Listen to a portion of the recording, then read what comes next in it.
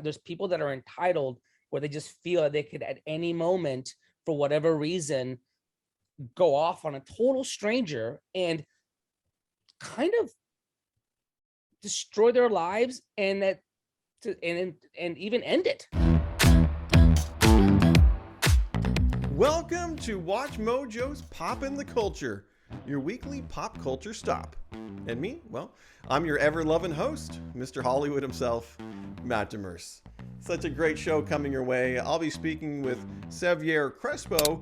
He's the producer of the new thriller Karen. That's right, but that type of Karen. That's coming your way. But first, let's get into those Hollywood headlines. For those that know and for those that don't know, this is the part of the show where we like to dissect some of the more interesting developments out there in Hollywood. And of course, I need help doing it. And I've got some of my favorite people to join me to break it all down. We've got Stephanie returning to the show. And we also welcome Adam, a first-timer. And before people start going in the comments, what's going on? They're together. You guys are dating, right? Correct. Yes. Okay. Yes. Yes. Only 6 years. Oh boy. Only 6. You know what I love about you guys is last time we had Stephanie on, we talked about her acting background. But Adam, you also do some acting too. You've popped up in some pretty cool projects. What are some of the things that you've been in? I guess my current claim to fame is I was on the series Tom Clancy's Jack Ryan.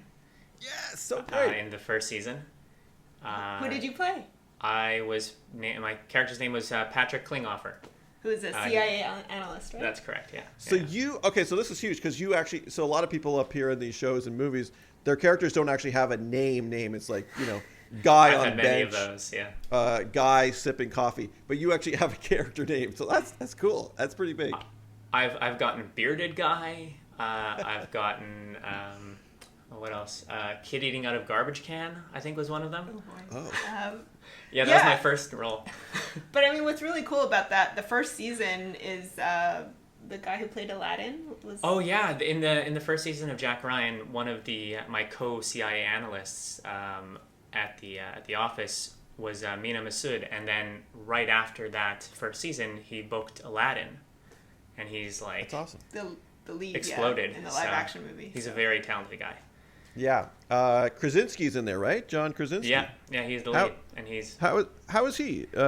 He's a lovely human being. He's just super nice, and he's Jim from The Office. That's that's him. Yeah, and now he's jacked. So you guys have had good luck. Stephanie was lucky enough to go in a John Wick movie with Keanu Reeves. You're in here with Krasinski. Come on. Don't get much better than that. Oh, any other shows before I move on to our first topic? One of our highlights was when we got cast together as a couple in a movie. Oh, that's true. I mentioned that in the last one, and I remember the name of the director, Drake Dormus. Apologies. I remember his name now. I didn't remember last time, but Zoe. Yeah. That was fun. We auditioned as a couple. We got cast as a couple. It was a lot of fun. That's good. It'd be awkward if you. Well, we won't get into that, but acting couples are fun. All right. Yeah. Well, because you can run lines off each other, you can give each other's pointers, right? Yeah, exactly. Yeah, definitely. Yeah, and we understand the life, the ups and downs. Exactly. We can navigate it a lot easier when both people are in the industry. I hear you. Okay, so this is a good segue into my first topic because TV series. If you're into them, if you watch anything. Whether it's on traditional TV or a streaming service, fall is the time to get excited. It's like Christmas because you get to unwrap all these shiny new shows, but also our returning shows, our favorites come back with some big new stories to sink our teeth into. Now, I've asked you guys to name one or two that you might be excited about. I have one or two that I'm excited about. It doesn't matter if it's new or old. Stephanie, start with you. What show are you looking forward to? Well, one that we just started watching, we're not up to date, but What We Do in the Shadows season 3, we love the movie, the mockumentary, and I think it was just one of the funniest movies I had seen, and I was like, when I heard about the show, I was like, oh, is it really going to be able to capture the magic and all that? And honestly, I feel like it does. Like, it really does. Yeah, I was surprised, but I can't remember like the last show where we're just like laughing our heads off. And the third season so far, how many? We've seen 2 episodes? We've seen 2 episodes. This is the third one we haven't Still seen yet. very good. Yeah. So looking it's forward to holding that. up. And that's filmed in Toronto, and we have one of our friends is in season 2. Yeah. So that's a lot of fun as well. Shout out Chris Sandiford. You guys just know every actor in Toronto. That's awesome. Yeah, no, I've heard such good things about that show. I really want to check it out. I hear it legitimately funny, laugh out loud stuff. Adam, what about you? Fantastic. What's on your radar? Anything on your end? One of the shows coming out that I'm cautiously optimistic about is the reboot of, well, no, it's not a reboot, I guess. It's a continuation of Dexter. Yes. Dexter, New Blood. I'm very excited about that. I saw the trailer and I was like, okay, I think I saw the first trailer and I was very excited, and then I mistakenly watched the second trailer and it had some spoilers in it, and I was a little disappointed in myself for watching it because I already knew I wanted to watch the show, so why did I watch the second trailer? Well, here's the thing. We talked about this last episode too. So, the last season of Dexter left such a bad taste in people's mouths. I feel like they ended it on a down note. So this sequel, continuation, whatever you want to call it, / quasi reboot, will hopefully put Dexter back in the good graces. Yeah, and it's such a fantastic character, and the show was so good for so long that it deserves that. It deserves its second chance. Yeah, absolutely. Okay, here's mine, and you tell me if you've heard of these or are interested in them. One is called You. It's from Netflix. Season 3 is out. This is what I like to call a guilty pleasure. If you haven't seen the show, I don't want to say it's kind of like Dexter, but No, it really is. It really, really is. It's got Dexter vibes, right? He's a terrible person. That's why I started watching it. Yeah. You kind of root for him. He does these terrible things. I won't go into spoilers in case you do want to see it. But for those that have seen it, just know that there's a baby in the 3rd season. Yes, that guy has a baby now. And he's living in suburbia. And, of course, there's neighbors. And whenever there's neighbors, it's never a good thing. There's a girl neighbor as well. So that's coming to Netflix this month. Or next month, rather, I should say. And then the other one I'm going to throw out because, well, the Marvel fanboys would send me some nasty emails if I didn't say Hawkeye. But I would be lying if I said I wasn't excited for this. This is a Marvel show on Disney Plus, of course. Hawkeye, Jeremy Renner, one of the OG Avengers. Didn't get his own movie, but he gets the next best thing, his own show. And it's got this, I don't know if you've seen the trailers, but it's got this really great holiday vibe to it. So it's taking place during Christmas time. This is coming out in November 14th. So it feels like it's going to get me right in the mood for the holidays. You guys excited for either of those? So it's kind of like the Die Hard of Marvel TV shows. Yeah, it does. There's scenes in him in like a bow tie jumping through windows. Kind of got a bit of a James Bond feel to it. But one of the characters that they're introducing, and I know a lot of people are excited because it's one of the comic characters, is Kate Bishop. So she's kind of the female Hawkeye. Yeah, so it looks interesting. Stephanie, have you seen any of the Marvel stuff? Like there was WandaVision, I've seen Falcon. WandaVision. For the TV series, I've seen WandaVision. I haven't seen any of the other TV series. I've seen like most of the movies, like 90% of the films, which I really like as well. But I don't know, I feel like there's just so much TV out there. It's so hard to keep up. And I was like, one show you didn't even mention, and I was like, I don't know if we'll have time, but I'll just give it a quick shout out, which I'm also excited for, is Cowboy Bebop, because the photos look amazing. Yeah, so. No, I'm glad you mentioned that because I'm not going to say I'm familiar with the anime, but I'm familiar with the title, and being kind of part of a little bit of the geek community, I've seen these characters and visuals, so I'm excited about this live action rendering. Yeah, sometimes there's not much out there right now, but just like those stills was just, I mean, I think it's gonna be good. I think my sister was a huge fan of the anime, and she was even her, she was impressed by the photo. She's like, wow, I didn't expect it to look like that. So that's a good sign when the actual fans are impressed, because some of those anime live action stuff doesn't hit well. There was one called Death Note. They made a movie, and don't even talk to the fans of the original, because they'll come down hard. Speaking of coming down hard, Stephanie, I'm looking at to you for this one, because I have a gut feeling that you're an Alanis Morissette fan. You have a very good sense of what I'm into. Yes, I am a huge Alanis Morissette fan. Jagged Little Pill is one of my all-time favorite albums that I still blast. Iconic. Well, here's yeah.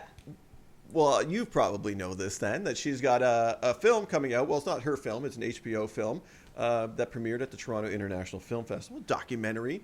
And Alanis Morissette was interviewed extensively for the film, but she's not supporting it. And here's what she's saying. She's saying it's reductive. She's saying it's salacious. It's not what she signed up for.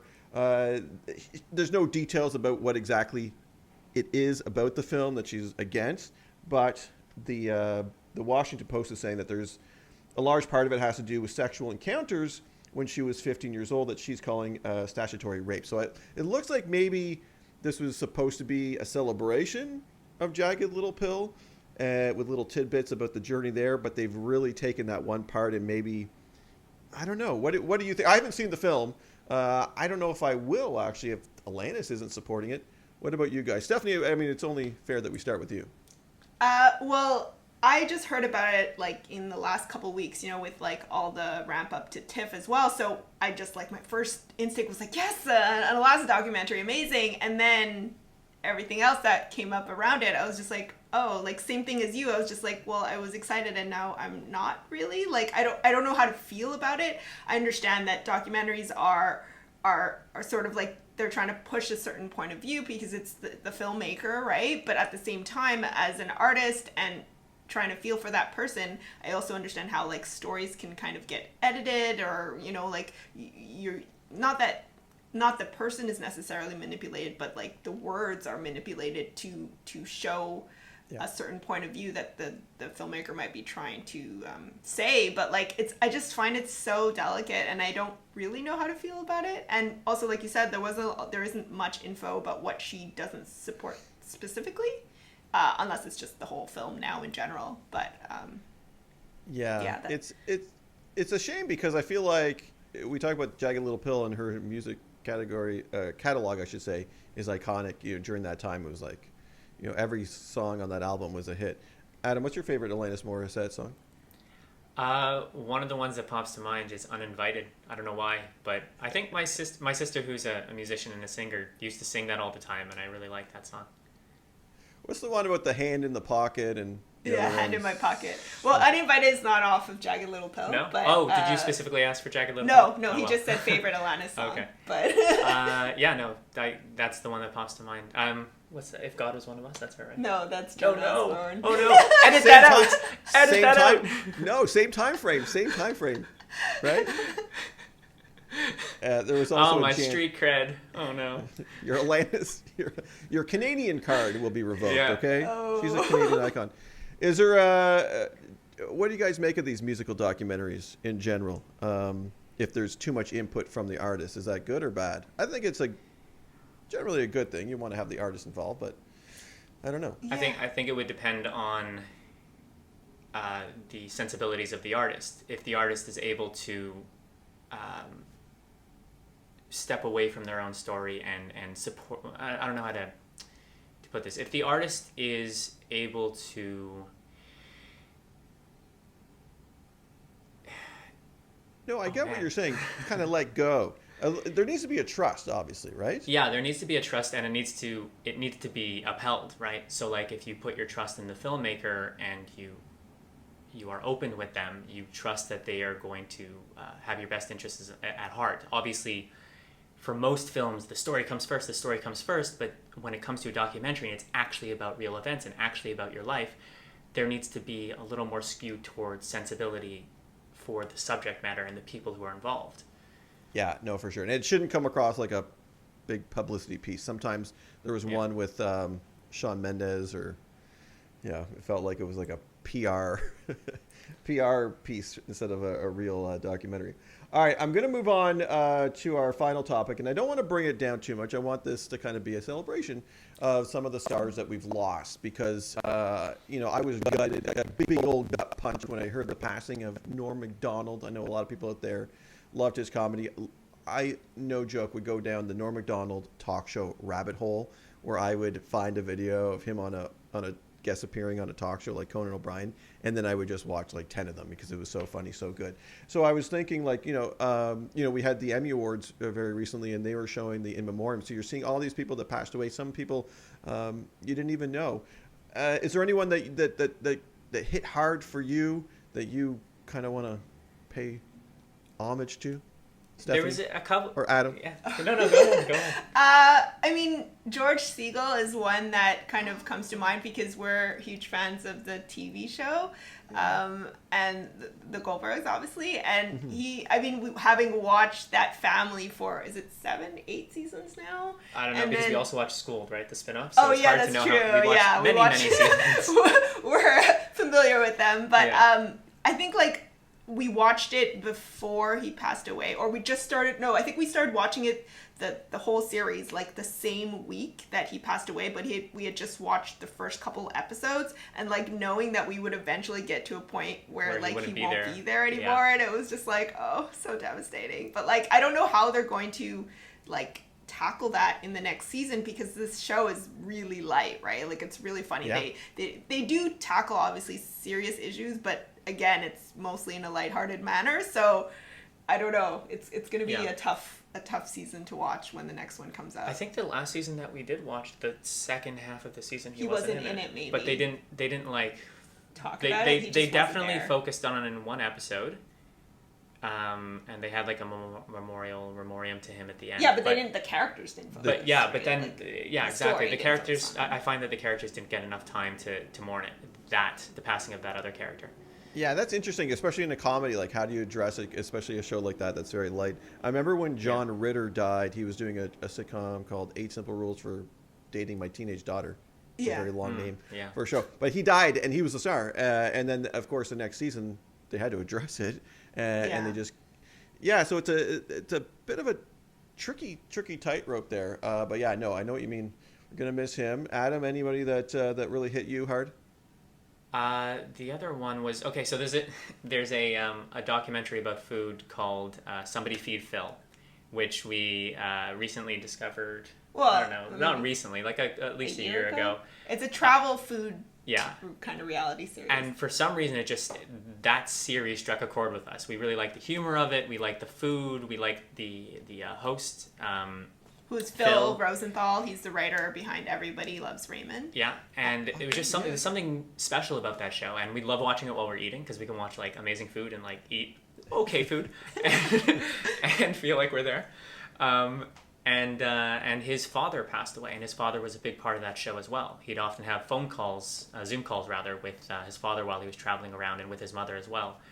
And his mother passed away also recently. Yeah, had passed away earlier, and then we just the father passed away within the last couple months. Yeah. So that one was we only found out actually when you sent us the list of people who've passed the past year, and then we saw that name and we're like, oh no. That's the thing. That's what it hits you so hard. Sometimes you don't know, or you missed it, and you're like, oh no, they're no longer with us. Like I had to be. During the in memoriam of the Emmys, I saw Dustin Diamond Screech from Saved by the Bell. Oh yeah.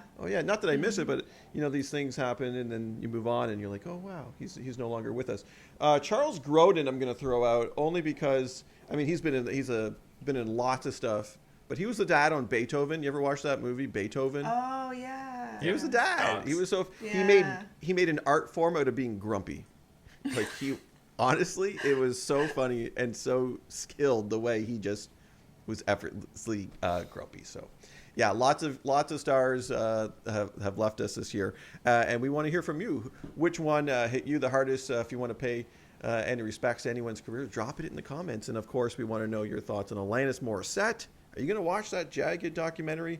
And which fall TV shows are on your radar? I want to know about it. Hey, Adam, Stephanie, don't go anywhere. Us? Well, we got to go beyond the list.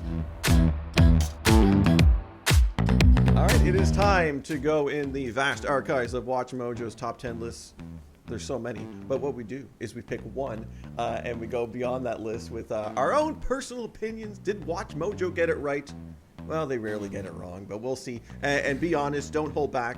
I know this topic is near and dear to your heart because I had reached out to find one that might work for us, and you sent me options, but there was a clear theme about what you wanted to talk about, and that was sci-fi movies. You guys love your sci-fi. I do too. Why do you love sci-fi movies so much? I don't know. It just touches on so many themes like at once that are just essential or part of like humanity. I mean, there's obviously like the aesthetics and the aesthetics, Yeah. but that's not a theme of humanity. But what I meant to say was the ethics, right? Like a lot of stuff when it's The like philosophy. the philosophy, Yeah. and sometimes there's Yeah, like sure. it's related to religious aspects or just like basically like morality and consciousness and what it is to be human. For me, that's like the core of sci-fi. Like when we all those technological advancements that we go through, or like the rise of the machines. Like, what are we gonna do when robots become sentient and sentient? And anyway, those are the kind of things that fascinate me. So that's why. I Yeah. really love Often, sci-fi. they often take mythological stories that we're very attuned with, and they put it in a new packaging of the future and the sci-fi, and I find that's very satisfying. Yeah, I think you're right. And I think you're not alone. I'm sure people out there love themselves sci-fi. So here's what we're going to do. We're going to do top 10 sci-fi movies that were better than expected, because let's face it, sometimes a movie comes along and you're thinking it'll either be okay or not good. And hey, they were much better. So these are sci-fi ones. And hey, some of these, I'm a movie guy. Some of these I haven't seen. Some of them I like. Some of them I dislike. So I'm going to be honest with you. The first one, I didn't like it. I'm going to be honest. I don't know. It's Pitch Black. Pitch Black is the movie. Came out in 2000. Maybe I was expecting it to be really good, and it just wasn't. But I don't know. Did you guys like Pitch Black? That's the one with Vin Diesel. Vin Diesel. But that was your mistake. This is the list of things you shouldn't expect to be good, but then were, but you expected to be good. You didn't follow the rules. I I you was have the to have opposite. very low expectations. I was the opposite. But this is at the bottom of the list, so I don't know. Stephanie, did you see Pitch Black? I did see Pitch Black. Back in the early 2000s, I was a fan of like Vin Diesel, so I was kind of like watching his older stuff, and I think I liked it, but fine. Like, it was just sort of like, okay, this is a cool movie, but I didn't have any kind of context about it. Like, I think it's a cult movie right now. Yeah. It's pretty much like it has this huge following, and it's considered one of his like better works, like in terms of more substance and over, Fast and the Furious, which is like mostly style. What? It's all about family. Oh boy. Yeah. I mean, I liked it. It wasn't like, for me, it wasn't like this mind-blowing film as many of the other ones that we'll talk about are. Okay, so I'm glad you mentioned mind-blowing, because this next one definitely was better than I expected. Actually, to be honest, I hadn't even seen or heard anything about it before I rented it. Yes, I said rented. That's how long ago this was. 2009. Actually, not that long ago. But the movie's called Moon. Oh, man. And for people out there going, what the heck was Moon? Go out and watch it. Adam, did you see this movie? I did, and I quite liked it. And the actor, Sam Rockwell is Sam Rockwell is one of I think is one of the most talented actors of our time. He's truly fantastic in everything he does. And that movie, I mean, he basically was all on his shoulders the entire movie. It's one of those like Castaway films where it's just him and he's killing it. Yeah. I'm just reading too, Watch Mojo's, they obviously explain it, but a $5 million budget is all they were given, and this was a directorial debut, so our first-time director. Oh, cool. So, I mean, yeah, that one blew me away. So I highly recommend that for those that hadn't seen it. Number 8 is Looper. This is that time-traveling mind bender, and yeah, I did dig it. I don't know if my expectations were super high. Who did we have? Bruce Willis. We had Joseph Gordon-Levitt. Mm-hmm. Joseph Gordon-Levitt. Stephanie, Looper. Yes. So I'm a big fan of Joseph Gordon-Levitt. So I had high expectations for this film.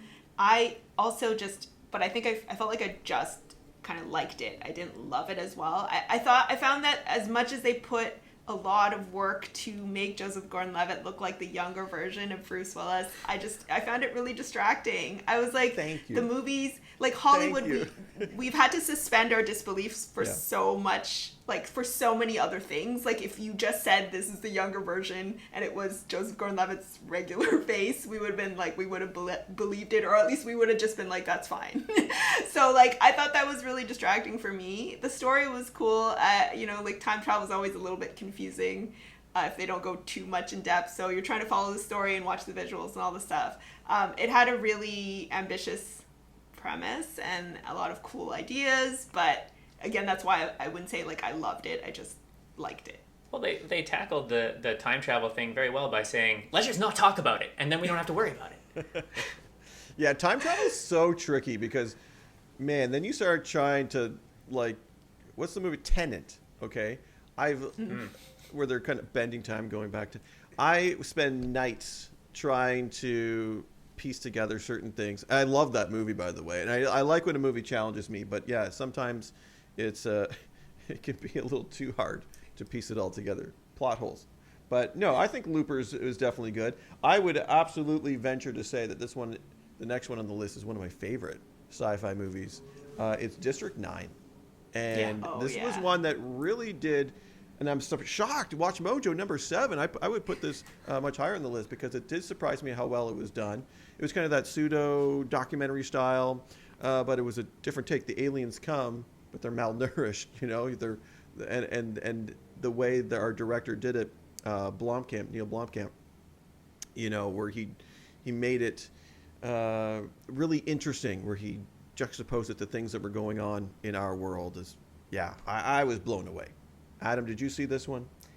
I did, and same. That movie is fantastic on so many levels.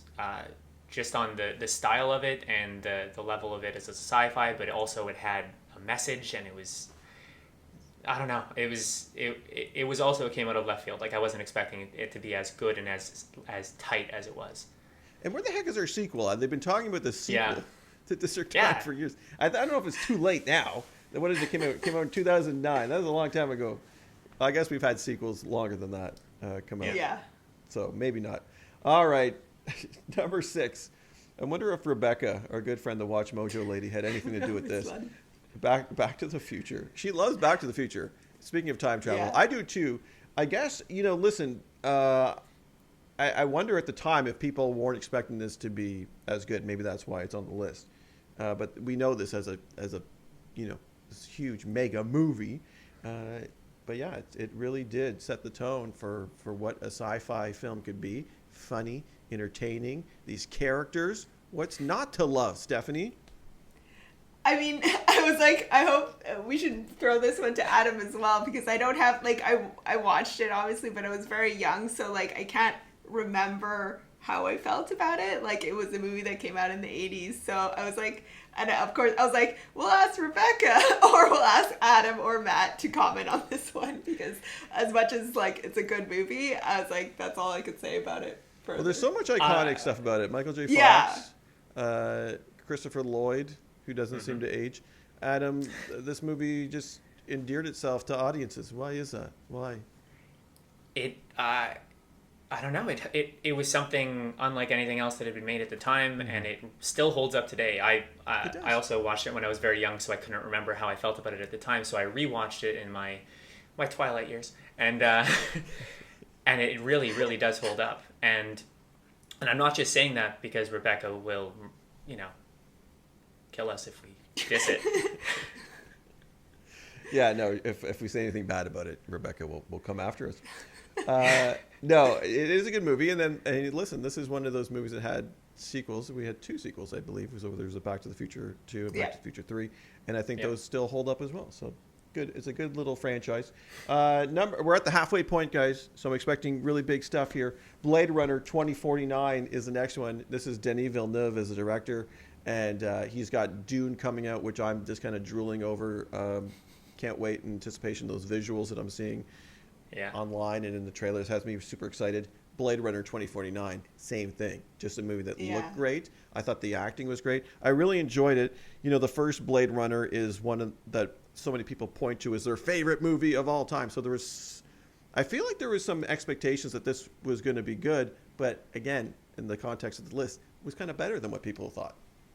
At least for me. Yeah, I think I agree. I agree with that. I mean, it obviously had a lot of, like, I wouldn't say it had a lot of pressure, but definitely a lot of expectations, like you said, because of the first one to live up to it. And so fans and critics and everyone were watching it really closely to see how they would tackle the film. And I thought it was pretty close to it. Like, it was, I wouldn't say it's faithful, but the essence of the first film was definitely there in this one. While still being its own thing. Yeah, exactly. And there's like Ryan Gosling, right? Jared Leto, a bunch of like kind of newer, fresher faces, and then like obviously some Dave older. Bautista, that wrestler turned actor, Dave Bautista, he blew me away. That guy in this movie. Yeah, that's right.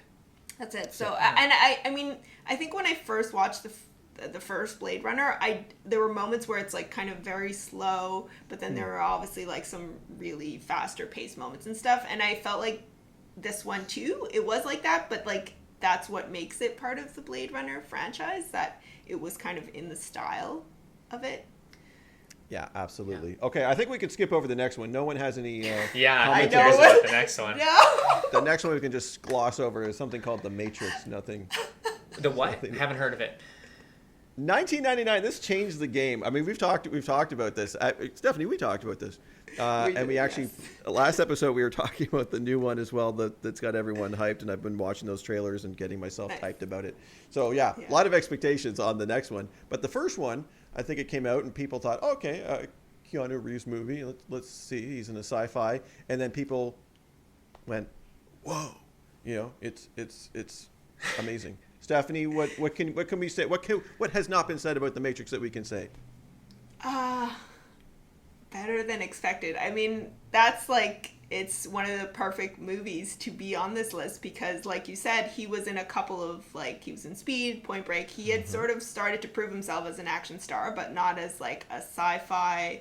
I mean, there was Johnny Mnemonic before that, but that didn't do very well. So, like, so, like, that's it. And, like, this was a movie that people saw the trailers and they were like, okay, this looks like really interesting, but I have no idea what's going on. And even watching the movie, there were some people who still felt the same, but at the same time they were like, this is super badass, and there's so many things, like they just wanted to watch it over and over, which is something I did when it came out. I like dragged my whole family to the theater, like, we have to watch this again. And I don't know, like you said, change the game. And I mean, obviously it was influenced by a lot of things, and it has there's a dog. It was influenced by a lot of things, but it also influenced a lot of subsequent movies. Yeah, my dog's a Keanu Reeves fan. Is he? He's got good taste. He's letting us know. Yeah, no, it's just wonderful, and the concepts and even the filming techniques, with the bullet scenes. So they just amazing stuff all around that movie. All right, number 3, The Terminator, 1984. Arnold Schwarzenegger, who knew he could be such an imposing badass, and he was here. And obviously, I would say Terminator 2 Judgment Day is probably the better of the two, but I think the first one, the context of the list, really opened people's eyes about how just cool this movie could be, and visually exciting, and just the music and the feel, everything about it just kind of rang true for me. Adam, are you a Terminator fan? Yeah. And in fact, in preparation for this, we rewatched rewatched for me, and Steph got to see them for the first time. Yeah. Oh. And it's one of those films that, like, really holds up, and especially the second one really holds up. Yeah. Yeah, and they really haven't gotten it right, have they? The sequels. The sequels. There's been, like, I've lost track of how many times they've tried to reboot the series. I think the last one they did kind of worked maybe a little bit, but they really haven't been able to capture the essence of those first two. So I would definitely agree with Terminator. We're at number 2, the sci-fi movie that was better than expected. Number 2 on the list, E.T., the Extraterrestrial. Another game changer, right, when it comes to these sci-fi films. 1982. I'll be honest with you. I haven't seen this in a long time. I mean, I've seen it. Yes, I'm very aware of everything about it. But I guess at the time, the toy sales, this is what interested me, is the toy sales for E.T. was like off through the charts. I don't have an exact number, but I just know it was pretty amazing at the time. Those toys and stuffed animals and shirts. People loved Reese's. Yeah, Reese's Pieces. They really lucked out on that one. M&M's kicking themselves in the butt about that decision. I'm like you, Matt. I haven't seen it in a really long time. I know I've been told of stories of when I was like really, really young and I went to go see it in the movie theater and I was like crying and screaming because I was terrified of E.T. But I don't remember that. So for me, E.T. is like very nostalgic and I'm actually like, I love watching scenes of it. And when I went to the Universal Studios ride for E.T., I remember just feeling like really emotional and I was like, okay, I mean I have really good memories regardless of those stories of being told that I was terrified. So I know it's a very important film in cinema. So yeah, and the key here I think is Spielberg really just, and he brought that kind of, he has a way with kids too when he puts kids in movies and he marries it all together with the sci-fi elements. And yeah, apparently they're going to make a sequel and it was going to be a whole lot darker, but they nixed it. Yeah. All right. I'll run down a few honorable mentions here. Give me a quick yay or nay. Rise of the Planet of the Apes, the 2011 movie. Better than expected, Adam? Yay or nay? I haven't seen it. I don't know. I don't remember. Who's the main actor? Is it Mark Wahlberg in that one? No. This is the one that this is the one that came after with Franco. James Franco. This is the one that started that whole trilogy. I would say yay. I would say that this was better than expected. And, I mean, the movies got better as they went on, so I would say yay. Star Trek 2009. These are the new ones. These are the rebooted ones. You guys like those ones? Some purists, some Star Trek purists don't. I, as an action movie sci-fi fan, do. You guys? Do you have a comment? Wait. Haven't seen them. You've seen 2009. You just don't want to upset. You don't want to upset the Trekkies, okay? Don't be afraid of the Trekkies. I don't remember seeing. I don't think I have. They're pretty what year good. was the 2009? Yeah. The first one was 2009. There's been some sequels. Into Darkness, right? That was the sequel? Yeah. So the same kind of. No, I did see the first one. I remember really liking it as well. But having not have, like, I don't have the background of watching the TV show. I can't say, like, this is better or this is worse. I remember just liking the movie as a sci-fi movie, kind of action movie. Yeah. Edge of Tomorrow, that's the one with Mr. Tom Cruise. They did really well, and we're still expecting a sequel for that one as well. I would agree that was better. I agree with that one too. Yeah, and then Dark City, that's an interesting one. Man, I really want to see that again. 1998, Dark City came out. That was a good one. Yeah, really interesting stuff. Okay, you guys ready? It's time for the number one sci-fi movie that was better than expected. Could it be anything other than Star Wars A New Hope? Episode 4, 1977. I watched a documentary. Disney Plus has these really great documentaries to do with Star Wars that'll show you the beginnings and never before seen footage. But yeah, like leading up to the premiere, people didn't know what to expect, whether it was going to be good or bad. You know, was this too ambitious? Was this so far left field from what Lucas had done with his other movies? And I mean, hey, we're still talking about it. People are still craving this franchise. Couldn't have done better, right? Yeah. Are you? Wait a second. Are you guys not Star Wars fans? No, we've seen watched so much of it. Most of them. Yeah, I think we watched most of them. Yeah, and I know, like, we both know how important it is. Yeah, how important it is to film, and we like them. But Yeah. we're not like. You're not the mega. Yeah, exactly. We're not the people who follow it and get excited about it and have those. We'll definitely butterflies in our watch stomach. them. We'll definitely and we'll enjoy them. But we're not like the biggest. But we definitely recognize its importance, of course, to film history. It really is, and it's again, we're going back to like the visuals and what Lucas was able to do, and that that was a game changer as well. And people fell in love with the characters. Those characters are now iconic. And Kermit really disappeared in that role. You know, he barely recognized him. There you go. And I like what they're doing now with the shows, Mandalorian and all those good stuff. So there you go. Star Wars fans, I'm sure, are happy to see that as number one. Hey, I'm really happy that you guys joined me today. I hope you had fun, and hope you guys come back. Yes, thank you so much for having us. We had a great time. Fun. And make sure you do more TV and movies so we can keep talking about your projects. All right, Our everybody. goal is to one day make it onto a list. Oh yeah, one day make it on a MoreMojo list. That would be amazing. That would be so good. All right, everybody. It is time for your Mojo Chat of the Week. He's a very talented producer, and his new movie, Karen, is a thriller that pits a racist woman who makes it her mission to displace a black family that's moved in next door. To talk more about Karen and Karens, Sevier Crespo, how are you? I'm doing well, man. Thank you. Thanks for having me. Yeah. Now, listen, I don't mean to laugh, but the term Karen, yeah, I mean, it's so outrageous that it does bring up, some smiles. For those that are living under a rock and don't know what a Karen is, set the stage. Let us know. Give us a refresher. What does a Karen mean to you? Wow. Well, it's interesting because that's a great question. Because for me, it's one of those things that if you look at it from a bigger picture, it's like, man, something happened that was not cool and not okay. And the person's name happened to be Karen, and it just went from there, and it steamrolled, and now it's this term in our society that it has become, it signifies,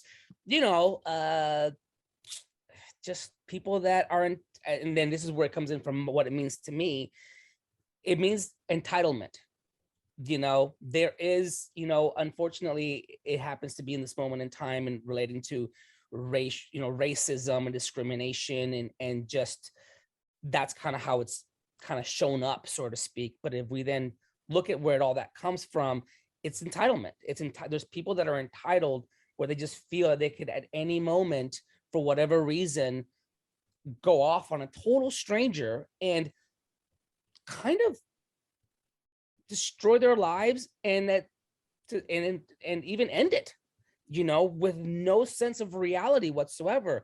So a Karen to me means someone who's just entitled. And look, in the grand scheme of things, I've met Karens, if you will, that are all different nationalities and races and from all parts of the world. So we're in America, so people's thought is originally one particular person type, but it really represents that, and how dangerous that can be. What do you call a male Karen? Is there a name? Is there a term for a? Funny, I've heard different ones. I think the main one that I think I've heard is called a Ken. Okay. Okay. I don't think Barbie would like that, but yes, Ken and Karen. Yeah, you're right. You're right about that. Karens come in all different shapes and sizes. In America, we think of a particular type with that kind of hairdo. I want to talk to your manager type person. But no, listen, and I'd be lying if I said anytime I go online, whether it's Twitter, Instagram, TikTok, or whatever, and I come across these Karen in the wild videos, or just, I have to watch it because they're so outrageous. And you're right, the entitlement is just through the roof. Why do you think us as viewers are kind of fascinated with these individuals now? God, that's a great question also, because it's like, I think in society, there's a combination of a lot of things that I think people are just starting to get fed up with and tired of. I think that for so long, we're starting to see things where people are not being held accountable for their actions. And now that it's more prominent, where things are being recorded and there's more information about it, it's awing, right? Like for me, like, I always say, like, I don't think that a person and I'm going on a limb on saying this, but I'm going from my own personal experience. I don't think that people of different ethnicities or cultures or backgrounds kind of have this mentality of just like going off on a total stranger or saying things like go back to your own country or learn how to speak the language or all these things. So I think the reason why we're fascinated, I think it's like, am I computing what I am seeing correctly? Because it almost seems so inhumane and so disconnected from reality versus the opposite, that we have a natural instinct and ability. Like, like we'll take 9/11 because it just, we just celebrated 20 years, right? I remember exactly where I was, what was happening, what I experienced, and family and friends and relatives who were there and worked and all these things. And the unity, right? That seems to be a natural human being on this planet Earth reaction, is to help and unite. So when you see something that's almost counterintuitive and counter that, it's a little bit shocking. It's like watching a train wreck and you want to turn it off and you want to stop, but you almost can't believe, you almost want to believe that this is going to end up as like a hoax. Yeah. Yeah, no, That's my opinion. My opinion, no. my perspective on it. I hear you. Okay, I want to shift to the movie. Yeah. By the way, what a great concept for a movie. Where did the idea come from? What made you say, "Hey, yeah, I want to get involved with this Karen movie"? Well, interesting enough, the director, Coke Daniels, I've known him for many, many years. I did one of his very, very earlier movies about 13 years ago, and he's extremely talented. And my other friend, Craig Chapman, who we've all kind of known each other for a very long time, was putting the movie together, and he's like, called me and said, "Hey, there's this movie Coke is doing. It's called Karen, and I think it's a really good movie. It has a message that should be, needs to be told, or at least a perspective that needs to be viewed and put on screen or whatever." And I said, "I'm in." That was kind of very simple. I think for me, it kind of came in the tail end. There was so much happening through 2020 in the election and into the beginning of 2021 this year. Yeah.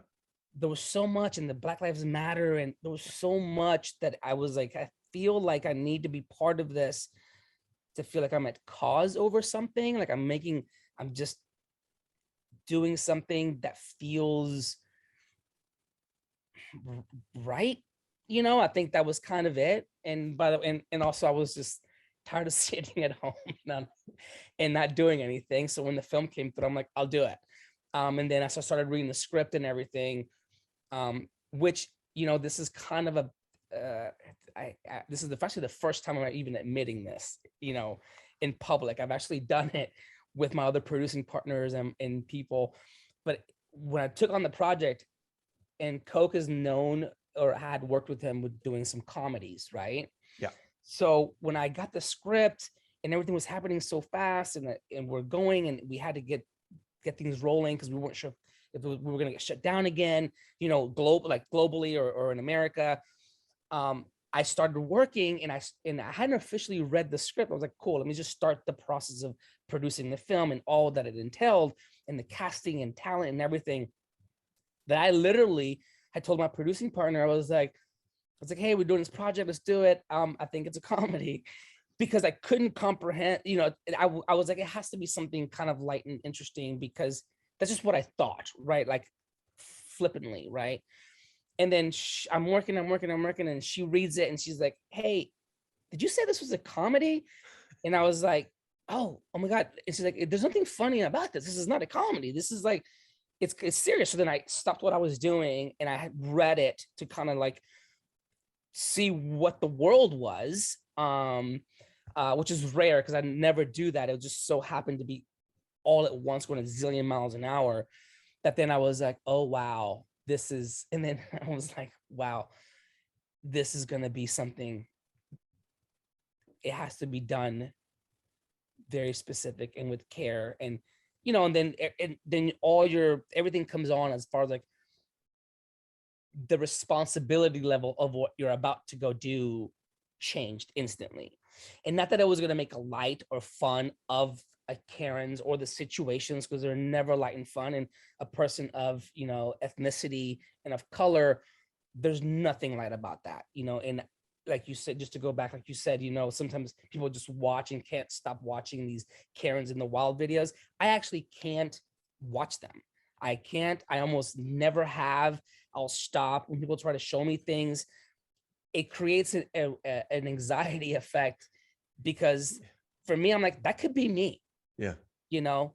So anyway, so that was the process on jumping onto Karen, and then kind of really taking it serious, you know, and doing the best that I could all around, because I was like, we're saying something very important here, and we're looking to do something important, you know, in a sense that it's like, look, this is what it would look like, right? Not through someone's phone, not making fun of, like, whatever, not through social media or outlets that can kind of create their own narrative, so to speak, right? It's like, this is what this looks like, and look at it, make your own opinion. You can hate or love the movie, you can hate everything about it, but the message and what it's saying isn't changing. It's 100% real, and this is what it looks like from beginning to end. Speaking of real, I can imagine when you're making a movie, you get approached by all kinds of people, curious onlookers. Any Karens stop by? Because you filmed this where, in Atlanta? We filmed this in Atlanta, outside of Atlanta, slightly, you know, a good 35, 45 minutes outside of Atlanta proper. And, you know, the neighborhood, look, I you know, I've been to Atlanta, I've worked in Atlanta, I have not too far outside, because things change or can change fairly quick, as far as perspectives and personalities and points of views. So we went to this neighborhood, and things were, because of COVID and the way that things were done, there was a lot of things done remotely, you know, and a lot of through FaceTime and remotely, and video and images and pictures. And I was like, I like this neighborhood. This is perfect. This is what I had in mind. Because I was also thinking, as a producing, like, how do I keep this contained and easy, as easy as possible, to maximize the time frame that we had to do the movie and etc. And so, you know, we go in, we see it, fine, regular neighborhood. And then, you know, but we start to drive through the neighborhood, and there was certain, you know, people's opinions and perspectives are out on the front lawns, and what they believe in, what they stand for. And, you know, I was like, okay, well, we have that everywhere, whatever, it is what it is. People have the right to their own opinion and points of views. Then we start production the day of. And yeah, it's a few people came out of the woodwork. There was a couple of Karens, one specific Ken. And it got, you know, it got stressful real quick. I'm not gonna lie. It got stressful real quick. It was could have become a documentary. It's flipped the camera. Could have. It was a little bit. It was. I had a lot of moments of really surreal experiences where it's like, you know, you do a movie or you work on something, and then a camera shuts off, and then you go to real life, and then that's that till the next day or whatever, right? And this was a scenario where you could turn the camera off, and you turned around, and it didn't stop. Like, it was like almost a continual Twilight Zone experience, that it went from like a film set onto like this real life experience, and moments where it just never stopped. It was like, it just felt like it was like a 24-hour intensity magnifying glass situation, you know. I think I even lost some weight. Like, I had one of my friend Craig came in from Los Angeles and was like, dude, you look thin. Are you even eating at this point? It's the Karen diet. The Karen diet. The stress. That's funny. Stress of Karen. By the way, who do we cast as our Karen? I love this actor. Orange is the New Black, right? That's where I've seen Taryn Manning. Yeah. Taryn Manning was cast as the Karen, and she's epic. She's phenomenal, you know. Even from the table reads, which were all actually done also via Zoom and things like that, you could just already see the character and the wheels turning and everything. And she was awesome. But she's really, she's not a Karen in real life. We shouldn't be no, afraid of. and she's actually, which is interesting, she's the opposite.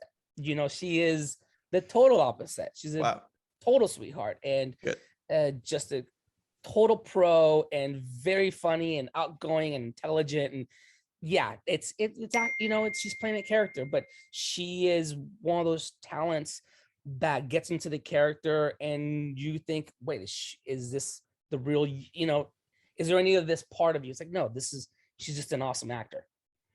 Well, Yeah. I'll tell you what, people should check it out for themselves. If you missed the airing on BET, do not worry. You can catch this Karen film video on demand. And boy, it's, you can get it anywhere. iTunes, Amazon Prime, Vudu, Microsoft, Google Play, Redbox. You know what? Just put in Karen and you'll find it. And you can take your own lessons away. Thank you so much, sir. Of course. Thank you so much for having me. Listen, I appreciate your time. And when it comes to Karens out there, everybody, be careful. Well, that's going to do it for another episode, everybody. I want to thank Sevier, I want to thank Stephanie, and I want to thank Adam for joining in on all the fun. And of course, thank you for watching and listening. As always, something you want us to chat about, just drop it in the comments. We'd love to hear from you. Until next time, I've been Mr. Hollywood, poppin' the culture.